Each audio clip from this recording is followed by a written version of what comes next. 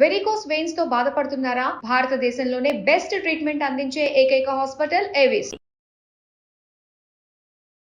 నమస్తే, welcome back to Suman TV. ప్రస్తుతం మనతో పాటు ఉన్నారు ఫ్యామిలీ కౌన్సిలర్ రజనీ రామ గారు. నమస్తే మ్యామ్. నమస్తే నవీన్. కొంతమంది అంటున్నారు కదా మేడం, మన డ్రెస్ని బట్టి ఆవిడ కామెంట్ చేస్తున్నాడా అంటే నా డ్రెస్ని మార్చుకోవాలా, నా ఆహార్యాన్ని మార్చుకోవాలా, ఆడెవడో కామెంట్ చేస్తున్నాడు అని అని కొంతమంది కూడా ఇలా కూడా ఉన్నారు. అమ్మ, నువ్వు ఫారిన్ కంట్రీస్కి వెళ్ళి అలాగే ఉండు. అక్కడ ఎవరు ఇప్పుడు మేడం చెప్పినట్టు అవి ఎవరు అడగరు. అక్కడ నువ్వు ఫారిన్ కంట్రీస్కి వెళ్ళి అలా ఉండు. ఇండియాలో అలా ఉండడానికి కుదరదు. ఎందుకంటే ఇక్కడ ఉన్నది ఫారిన్లో ఉన్న మగాళ్ళు కాదు, వీళ్ళందరూ కూడా ఇండియన్స్ ఒక సాంప్రదాయాన్ని నమ్మి ఒక ఆచారాన్ని పాటిస్తున్న వాళ్ళ మధ్యలోకి ఒక అంటే నల్లకాకుల మధ్యన ఒక తెల్లకాకు వచ్చినట్టే చూస్తారు. ఇప్పుడు అన్ని నల్లకాకులే, ఒక తెల్లకాకు వస్తే వింతగా చూస్తామా లేదా? చూస్తాం కదా. కొత్త రకం పక్షి ఏదైనా వస్తే ఎలా చూస్తాం మనం? అదేమైనా కొంచెం భయంకరంగా ఉందంటే దాన్ని తరిమేయడానికి చూస్తాం. ఇది కూడా అంతే. మనకు నడుస్తున్న ఆచార సాంప్రదాయాల మధ్యలోకి కొత్త ఆచారం వస్తే అది జీర్ణించుకోలేరు, యాక్సెప్ట్ చేయలేరు. అది నువ్వెందుకు గ్రహించవు? నువ్వు ఇవాళ ఇష్టం వచ్చిన డ్రెస్ వేసుకున్నాను, నన్ను చూడండి యాక్సెప్ట్ చేయండి అంటే ఎవడు చేయడు. నువ్వు ఎక్కడ వేసుకోవాలో అక్కడికి వెళ్ళిపో. నిజంగానే వాళ్ళు ఎవరు చూడరు. ఒక మనిషి వైపు చూడటం అనేది ఫారిన్ కంట్రీస్లో చాలా తప్పు. ఇంకా కొంచెం ముందుకెళ్తే నేరం కూడా. ఇక్కడ అలా కాదు, చూడకపోతే తప్పు. ఏంటి ఆ పిల్ల అలా వెళ్తుంది, ఎవరి పిల్ల అని వాకప్ తీస్తారు. పాత రోజుల్లో బాగా ఎక్కువగా ఉండేది, ఇప్పుడు కూడా ఉన్నారు. మరి భయపడి చాలామంది చర్యలు తీసుకోలేకపోతున్నారు. ఇలా విచ్చలవిడిగా సమాధానాలు చెప్తే పాడైపోయేది ఎవరండి? జీవితాలు పడేది ఎవరికి? ఇంకా వాళ్ళు నాశనం అయిపోయేది ఎవరికి జరుగుతుంది నష్టం అంతా? చెప్పండి. వాళ్ళకనేది బుద్ధి తెలుసుకోవాలి. నేను ఇలాగే ఉంటానంటే నువ్వు ఇలా ఉంటే మరి అలాగే చూస్తారు. ఎవరిని చూడొద్దని మాత్రం అనొద్దు, చూస్తారు. నా నేచర్ ఇంతే, నేను సరిగ్గా డ్రెస్ వేసుకోకపోతే నన్ను కామెంట్ చేస్తాడా? ఖచ్చితంగా చేస్తారు. నాకు సమస్య అవుతాడా అంటే అని అంటున్నారు కొంతమంది. ఖచ్చితంగా చూస్తారు, ఖచ్చితంగా అంటారు. ఎందుకంటే నువ్వు ఆడపిల్లవి. నువ్వు మగాడు అనుకో, గోచి పెట్టుకుంది నీ వైపు ఎవరో చూడరు. నువ్వు ఆడపిల్లవి, నీ బాడీ డిఫరెంట్గా ఉంటుంది అబ్బాయి కన్నా. ఖచ్చితంగా తన బాడీ లాగా లేదు కాబట్టి ఖచ్చితంగా నీ వైపు చూసే తీరుతాడు. ఆడవాళ్ళు కూడా చూస్తారు, ఇదేంటి వింతగా ఉంది అమ్మాయి ఎలా వచ్చిందని. మరి సిగ్గు తెచ్చుకోవాలి కదా, సిగ్గు పడాలి కదా. నా వైపు అందరూ చూస్తున్నారంటే నువ్వు గ్రేట్ ఫీల్ అవుతున్నావా, సిగ్గు ఫీల్ అవుతున్నావా, అవమానం ఫీల్ అవుతున్నావా, తప్పుగా ఫీల్ అవుతున్నావా? ఏం ఫీల్ అవుతున్నావు నువ్వు? ఏది ఫీల్ అయినా సరే మానేసేయి వేసుకోవడం. నువ్వు ఎలా వేసుకోవాలో అలా వేసుకో. ఇప్పుడు సేఫ్టీ కోసం అయితే పంజాబీ డ్రెస్సులు ఉన్నాయి, ఒక మంచి ప్యాంటు షర్ట్ వేసుకోవచ్చు. కానీ నువ్వు ఎలాంటి డ్రెస్సులు వేసుకుంటున్నారు? అలాంటివి వేసుకుని నువ్వు మళ్ళీ ఇలాంటి ప్రశ్నలు ఆ సమాజానికి ఇలాంటివన్నీ చెల్లవు. ఖచ్చితంగా చూస్తారు, నిన్ను అంటారు. మరి ఏదైనా నీకు చెడు కూడా జరగచ్చు దానివల్ల. నీ బిహేవియర్ నువ్వు ఎలా అయితే ఉంటావో దాన్ని బట్టే నీ లైఫ్ అనేది డిసైడ్ చేయబడుతుంది. ఎవరిని అనటానికి లేదు ఈ సమాజంలో. ఇంకా చెప్పాలంటే ఈ మధ్య కాలంలో చూస్తున్నాం కొంతమందిని, మనం ట్రాఫిక్ లో వెళ్తుంటే ఎంతో మంది మనకు కనిపిస్తూ ఉంటుంది. మనం వాళ్ళకి చెప్పమనుకోండి, చెప్పిన వాళ్ళు వినరు. అంటే ఎలా అంటే ఇంకా లోదుస్తులు అంటారు చూసారా, అమ్మాయిల విషయంలోనే అవి ఎక్స్పోజ్ చేస్తున్నారు కదా. యాక్చువల్ గా ఇంత ముందు అవి ఇట్లా కనిపిస్తే కొన్ని కోడ్స్ ఉండేవి, స్కూల్ ఏజ్ లో కానీ కోడ్స్ చెప్పేటోళ్ళు, సర్దుకునేవాళ్ళు. ఈ మధ్యకాలంలో అది ఫ్యాషన్ అయిపోయింది. ఇప్పుడు ఒక మూవీకి వెళ్ళినా ఎక్కడికైనా వెళ్తే, ఒక మాల్కి వెళ్తే కూడా చూడలేకపోతున్నాం. అవి బయటకు వస్తున్నాయంటే అంటే అది ఫ్యాషన్ అంట. అది అంటే వేసుకున్న మనుషులా లేకపోతే షోకేస్ లో పెడుతున్నారు? వేసుకుంటున్నారు ఆడవాళ్ళే, అమ్మాయిలే. అంటే ఆ లోదుస్తులు అనేవి బయటకు కనిపించకూడదు కదా, వాటిని కనిపించేటట్టుగా వేసుకుంటున్నారండి. ఏంటి, ఎందుకు అంటే టెంప్ట్ చేయడానికా లేకపోతే అది ఫ్యాషనా? మరి తల్లిదండ్రులు ఏం నేర్పిస్తున్నారు, వీళ్ళే నేర్చుకుంటున్నారు. మీరు అన్నట్టు టెంప్ట్ చేయడానికే. నన్ను చూడండి, ఇప్పుడు పెద్ద పెద్ద సెలబ్రిటీసే అవి వేసుకుని రీల్స్ తీసి చూపిస్తున్నారు కదా. వయసులో కూడా పెద్దవాళ్ళు అయ్యండి, మరి 20-25 ఏళ్ళు కూడా కాదు వాళ్ళకి. మరి 40కి దగ్గరకు వచ్చిన వాళ్ళు, 40 దాటిన వాళ్ళు అలాంటివి వేసుకుని ఎక్స్పోజ్ చేయాల్సిన అవసరం ఏముంది, చూపించాల్సిన అవసరం ఏముంది? అలాంటి ఇంతంత బట్టలు మరి ఇవన్నీ వీళ్ళకి ఆదర్శం కాదా? ఇవన్నీ వీళ్ళు ఇలా ఇష్టపడుతున్నారు కాబట్టి కొత్త కొత్త షాపులన్నీ వస్తున్నాయి. వెస్ట్రన్ బట్టలు, వెస్ట్రన్ మోడల్స్, అవి ఆల్మోస్ట్ ఆల్ ఇన్నర్స్ లాగానే ఉంటున్నాయి. అవి వేసుకుని తిరుగుతున్నారు. అంటే మరి ఇంట్లో అమ్మ నాన్న కూడా చెప్పాలి కదండి.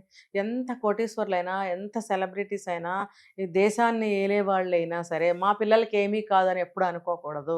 Not only celebrities madam, normal పిల్లలు కూడా ఎవ్వరూ అనుకోకూడదు. అసలు ఎలా తయారయ్యారంటే బండ్ల మీద వెళ్తారు చూడలేకపోతున్నాం, ఆడవాళ్ళ మీద చూడలేకపోతున్నాం. అవును అవును.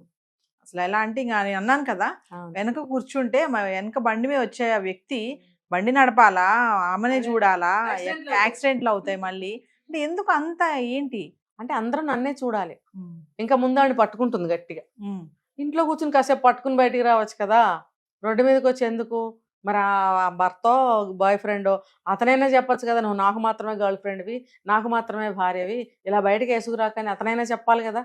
ఇప్పుడు మగపిల్లలు కూడా ఎంకరేజ్ చేస్తున్నారు, అదేదో పెద్ద గొప్ప విషయం, అదే ఒకటి సాధించినట్టు, అదేదో పెద్ద అడ్వాన్స్గా ఉన్నాము, చాలా మేము గ్రేట్గా ఉన్నాము అన్నట్టుగా అబ్బాయిలు ఫీల్ అవుతున్నారు, అమ్మాయిలు ఫీల్ అవుతున్నారు. మరి వాళ్ళు అర్థం చేసుకోవాలి, తెలుసుకోవాలి వాళ్ళు. ఇలాంటి బట్టలు మనం వేసుకోకూడదు, మన దేశానికి కాదు ఈ బట్టలు, బయట దేశాలవి.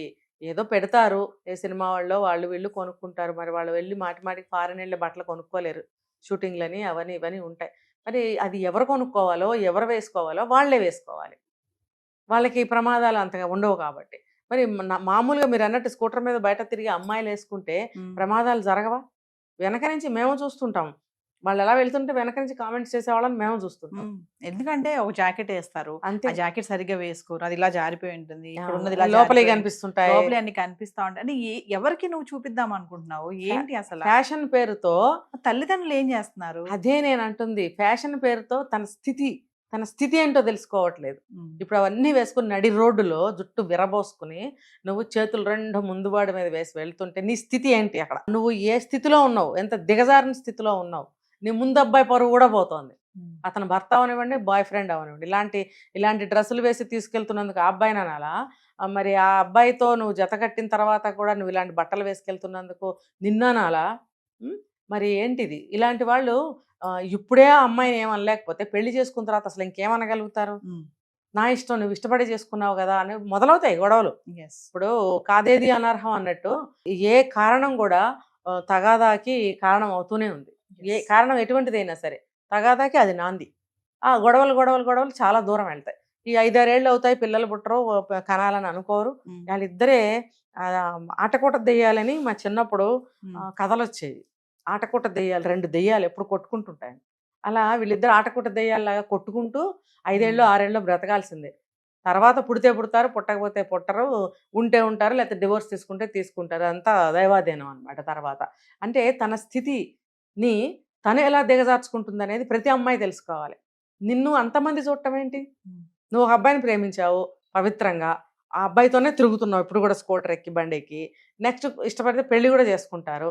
అలా అంత పవిత్రంగా నువ్వు నీ జీవితాన్ని డిజైన్ చేసుకున్నప్పుడు నువ్వు ఎలా ఉండాలి? అసలు నిన్న ఆ అబ్బాయే కదా చూడాలి.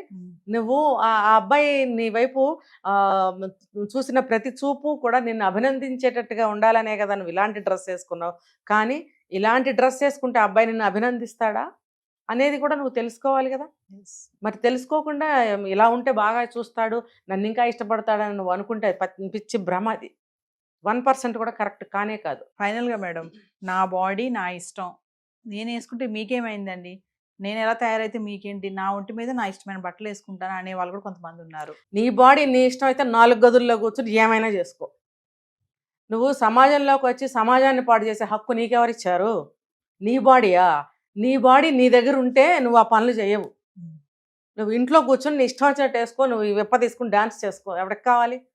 బయటకు వచ్చి నువ్వు ఎవరిని చెడగొట్టాలనుకుంటున్నావు? నువ్వు అలా కనిపిస్తే ఎవరైనా నీ ఎమ్మడి పడవచ్చు. ఆ పెళ్ళైనోడు అవ్వచ్చు, తాత అవ్వచ్చు, సైకో ఉండొచ్చు, పిల్లలు గలవాడై ఉండొచ్చు, ఎవడైనా మోజులో పడి నీ వెనక పడితే వాడి సంసారమే, నువ్వు సంసారం పాడు చేసిన దాని అవుతావు కదా. నా బాడీ నా ఇష్టం అనుకుంటే నీ బాడీ నీది కాకుండా అయిపోతుంది రేపు, అసలు నువ్వే ఉండకుండా పోతావు. జరిగే ప్రమాదాలు అలా జరుగుతున్నాయి. మరి తల్లిదండ్రులు అనే వాళ్ళు ఉంటే ఇలాంటి వాళ్ళని చెప్పు తీసుకుని రోజు కొట్టండి. ఒక 4 రోజులు కొడితే అది 5వ రోజు నా బట్టలు వేసుకోదు. అసలు నువ్వు గడప దాటడానికి వీల్లేదు, నువ్వు సంపాదించడానికి వీల్లేదు, నువ్వు ఆ సాఫ్ట్వేర్ ఉద్యోగం చేయొద్దు, నువ్వు ఈ డ్రెస్ వేసుకోవద్దని చెప్పుతో బాగా కొట్టండి 4 రోజులు. ఆ 5వ రోజు నుంచి అది నోరు మూసుకుని ఉంటుంది, మీరు చెప్పినట్టే ఉంటుంది. అసలు లేటే ఇప్పటికైనా సరే మించిపోయింది ఏమీ లేదు. ఆ పని చేయండి తల్లిదండ్రులు. అంతేగాని కొంతమంది తల్లులు ఏం చేస్తున్నారు, వాళ్ళతో పాటు చెరగ డ్రెస్ కొనుక్కుంటున్నారు. అంటే ఫ్యాషన్ ఏంటి ఆ ఫ్యాషను? అంటే ఆ తల్లి యొక్క మెంటాలిటీ ఆలోచన కూడా ఈ పిల్లలాగానే ఉంటుంది కాబట్టి పిల్ల అలా తయారవుతుంది. నేను అందరినీ అనట్లేదు, అలా ఉన్నవాళ్ళే అంటున్నా. ఇది కాదని ఎవరైనా నిరూపించండి, నేను ఈ మాటలన్నీ వెనక్కి తీసుకుంటాను. ఎందుకంటే నేను ఇలా మాట్లాడకూడదని అనుకుంటాను. కానీ నా బాడీ నా ఇష్టం అనే అమ్మాయిలు ఉన్నారు. నా డబ్బు నా ఇష్టం, నా బాడీ నా ఇష్టం, నా ఇల్లు నా ఇష్టం. ఏంటి నీ ఇష్టం? అది నీ వరకే అయితే ఎవరికి నష్టం లేదు. ఆ నష్టం యువత వాళ్ళకి కలిగిస్తున్నప్పుడు నీ ఇష్టం చెల్లదు ఇక్కడ.